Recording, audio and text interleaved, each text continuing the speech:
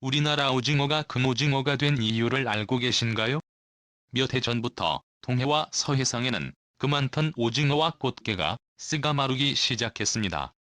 그러자 오징어를 오징어라 부르지 못하고 꽃게를 꽃게라 부르지 못할 정도로 몸값이 크게 올라 우리 어민들과 소비자들의 피해가 이만저만이 아니었는데요. 충격적이게도 이 사단을 낸 주범은 바로 바다의 약탈자 중국이었습니다. 평화로웠던 서해와 동해상에 중국 어선이 출몰하면서 우리의 바다는 극심한 몸살을 앓고 있는데요. 풍족했던 어족 자원은 점점 고갈되고 해양 생태계는 심각하게 훼손되고 말았습니다. 심지어 중국은 단속에 나선 우리 해경을 무기로 위협하는 등 적반하장의 태도를 보이고 있습니다. 그야말로 바다 날강도가 따로 없는데요. 이에 대한 민국은 중국 불법 어선과의 전쟁을 선포했습니다. 국가 간의 약속을 깨고 조업 질서를 무너뜨리는 중국의 자비는 없다며 초강력 응징을 선언한 것입니다. 이에 중국 어선은 두 손 두 발 들며 처참한 최후를 맞고 말았는데요. 과연 지금 우리 바다에서는 무슨 일이 일어나고 있는 것일까요? 지금부터 자세히 알아보겠습니다. 지난 11일 저녁 인천 서청도 부근 해상에서 불법 조업을 시도하다 도주하던 중국 고속보트 한 척이 해경에 납포됐습니다. 중국 고속보트는 해경과 해군의 정선 명령에 불온하고 도주하다 해경의 500톤 중형 함정 고속단정에 붙잡히고 말았는데요. 납포 당시 조업 전이었기 때문에 어인물은 없었지만 조업을 위한 장비가 다수 발견되면서 경제수역 가업주건 법 위반 혐의가 적용됐습니다. 그런데 이번에 납포된 중국 어선은 3발의 피해에 불과합니다. 중국 어선들의 선 넘는 침범과 약탈은 이미 오래전부터 자행돼 왔는데요. 잠잠해졌다 싶으면 한 번씩 나타나 우리 바다를 들쑤시는 바람에 해경의 최대 골칫거리로 등극했을 정도입니다. 게다가 중국 어선들의 저항은 갈수록 그 수위가 대담해지고 있습니다. 특히 코로나 직후가 창궐했던 지난해에는 코로나 바이러스를 방패막이 삼아 우리 해경을 위협하기도 했는데요. 실제로 제주 서귀포남 해상에서 불법 조업을 하던 중국 선원들은 단속을 하던 우리 해경을 향해 일부러 기침을 하고 침을 뱉으며 다가오지 못하도록 저항했습니다. 이처럼 상상을 초월하는 비상식적인 행동에 우리 해경은 경악할 수밖에 없었는데요. 위험한 상황에서도 단속을 이어가던 해경은 갑판 위에 가득 쌓여있는 물고기를 보고 또 한 번 경악을 금치 못했습니다. 치아부터 쌀 굵은 물고기까지 무차별적으로 잡아들인 물고기가 산더미처럼 쌓여 있었기 때문입니다.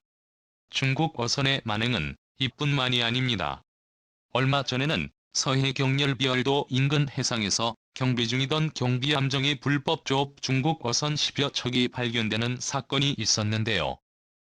해경의 정선 명령에 불응하며 도주하던 중국 어선을 붙잡기 위해 해상 추격전이 벌어졌습니다. 그런데 우리 해경이 고속단정을 투입해 어선으로 접근하는 순간 난데없이 검은 물체들이 해경 대원들 머리 위로 날아들기 시작했습니다.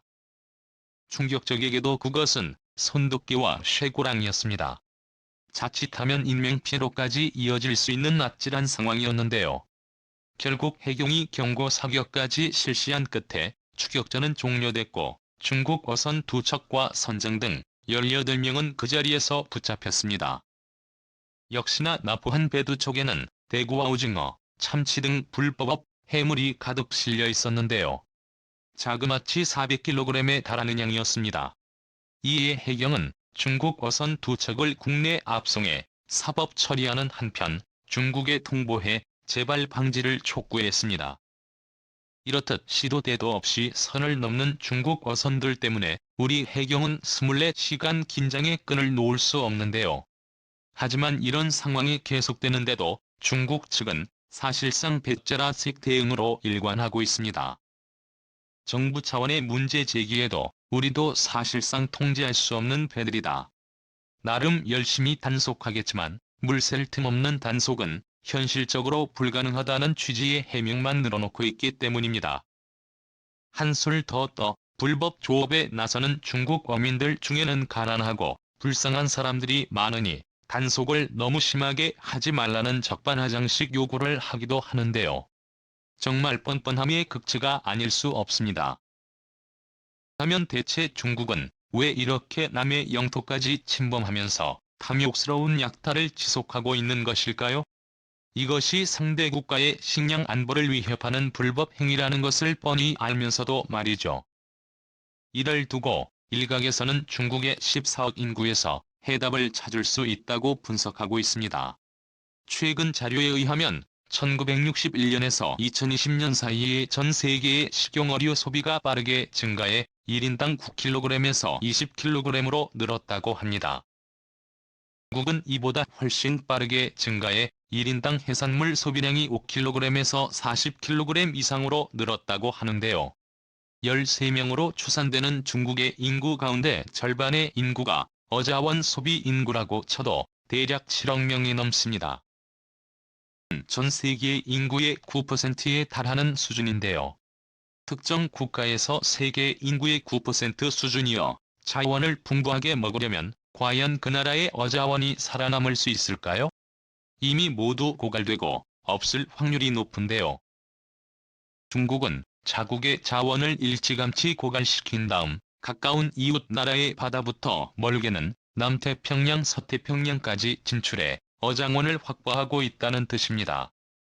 게다가 최근 기후변화로 인해 중국 근해에서는 중국인들이 즐기는 어자원을 확보할 수 없게 되자 중국은 먼 바다로 나가는 원정조업에 나서고 있는데요. 실제로 최근 중국은 서아프리카나 중남미 지역에서도 불법 조업을 강행하고 있습니다. 지구 반대편까지 배를 끌고 가서 고기를 잡고 있는 건데요. 에콰도르와 칠레, 페루 등 이미 여러 나라들로부터 피해가 보고되고 있습니다. 이제는 심심하면 중국 어선이 불법 조업을 하다가 납포됐다는 뉴스가 나올 정도라고 합니다. 특히 남미 대륙의 북동부 에콰도르에 속해 있는 갈라파고스 제도는 그 피해가 더욱 심각합니다. 생태계 보고로 널리 알려진 이곳은 주변 해역이 보호구역으로 지정돼 있어 조업을 금하고 있는데요. 하지만 중국 어선들은 예외 없이 이곳에도 출몰해 어족 자원을 싹쓸이하고 있습니다. 여름에만 중국 어선 340여 척이 갈라파고스 해양보호구역을 넘나들며 오징어를 잡아갔다고 하죠. 그런가 하면 에콰도르 남쪽 칠레 앞바다에도 비상이 걸렸습니다. 이곳에 오징어 어장이 형성되면서 중국 배들이 오징어를 쫓아 남쪽으로 내려왔기 때문입니다. 중국 어선들은 배타적 경제 수역을 침범하는 등 불법 행위도 서슴지 않고 있는데요. 단속을 피하려고 어선에 달린 위치 추적 장치를 아예 꺼버리기도 합니다. 외신 보도에 의하면 현재 바다에 떠있는 중국 원양어선은 1만 7천 척 정도로 추정된다고 합니다. 이는 2018년보다 7배 가까이 급증한 수치인데요. 놀랍게도 중국 불법어선의 폭발적인 증가 뒤에는 중국 정부가 있었습니다.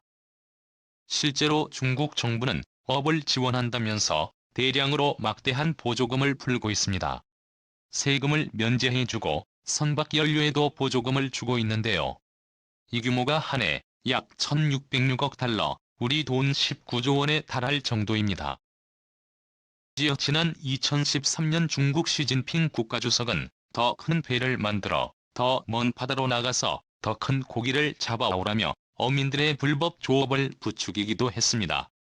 한마디로 중국 어선들은 정부 보조금까지 받아가면서 세계 곳곳에서 불법 조업을 하는 셈입니다. 그런데 중국 어선들의 무차별 조업은 당장 눈앞의 어족 자원을 도둑질당한다는 것에 그치지 않습니다. 장기적으로 볼 때 더욱 심각한 문제를 야기할 수 있다는 얘기인데요. 그것은 바로 바다 생태계를 죽음으로 몰고 갈 수 있다는 사실입니다. 실제로 중국은 전 세계 바다의 바닥을 무분별하게 굴고 다니며 이른바 저인망 어획을 남발하고 있습니다. 이를 통해 성장해야 할 치어는 물론 멸종위 기종까지 싹 다 잡아들이고 있는데요. 저인망 그물이 굵고 지나간 자리는 허약해 죽은 산호초밖에 남지 않을 정도로 처참합니다. 바닷속 환경에서 산호초지대의 역할을 생각해 본다면 심각하기 그지없는 상태인데요. 중국의 불법 조합은 전 세계 해양 환경 그 자체를 뒤흔드는 인류파멸의 행위 중 하나라는 것입니다. 이렇듯 해상의 망나니가 된 중국은 이제 대한민국은 물론 전 세계가 함께 몰아내야 할 공공의 적이 되었습니다. 이에 한국은 중국의 불법 조업 근절을 위해 강경 대응을 선언했는데요. 정부는 우리 해역에 불법 침입하는 중국 선박을 막기 위해 서해상에 대형 경비함을 9척 추가 투입한다고 밝혔습니다. 이를 통해 중국 어선이 우리 해역으로 넘어오는 것을 24시간 감시할 계획입니다. 또한 한국은 집단으로 우리 해역을 침범하는 불법 중국 어선에는 필요시 벌컨포나 함포 등 공용화기를 사용해 강력 대응하겠다는 뜻을 밝히기도 했습니다. 이에 대해 중국 관영 매체 환구시보는 한국 정부 미션나 혹독한 대가를 치를 것이라며 원색적인 위협성 기사를 쏟아내기도 했는데요. 하지만 한국은 이에 굴하지 않고 지난 2016년 11월 첫 공용화기 사용에 나서기도 했습니다. 실제로 기관총 위협 사격이 실시되자 중국 어선의 저항도가 약해졌으며 이후 서해상의 불법 조업은 70%나 급감했습니다. 그런가 하면 미국 역시 조 바이든 대통령이 직접 나서서 바다, 날강도 중국의 초강력 응징을 선언했습니다. 중국의 불법 조업을 막기 위해 군대를 투입하겠다며 강경 대응을 시사했는데요.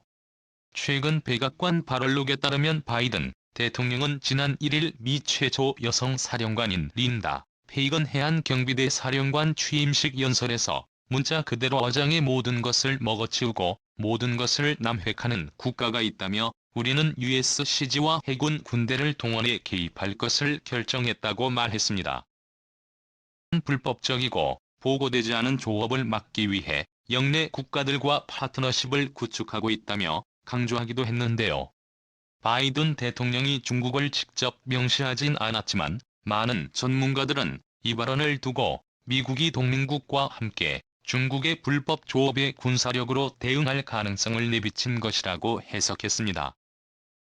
그쳐 앞으로 남중국 해를 둘러싼 긴장이 더욱 높아질 것으로 보인다라고 분석했습니다. 한편 중국의 불법 조업 철퇴에 커지도 나섰습니다. 미국과 일본, 호주, 인도 등 쿼드 4개국은 남중국해 국가들과 함께 이달 말부터 세계 최대 규모 해상훈련을 실시한다고 밝혔는데요. 그동안 중국을 전방위적으로 견제하던 조 바이든 대통령이 이번에는 중국의 불법 조업을 걸고 넘어진 것입니다. 이처럼 하루가 멀다 하고 반복되는 중국 어선의 어장 약탈에 피해 국가들이 하나둘 칼을 빼들고 있습니다. 중국은 우리도 먹고 살려면 어쩔 수 없다며 동중표 국어를 실현하고 있는데요. 하지만 내뱉 불리기 위해 남의 것을 빼앗는 것은 명백한 범죄 행위라는 것을 중국은 모르고 있는 것일까요? 중국이라면 모를 수도 있겠.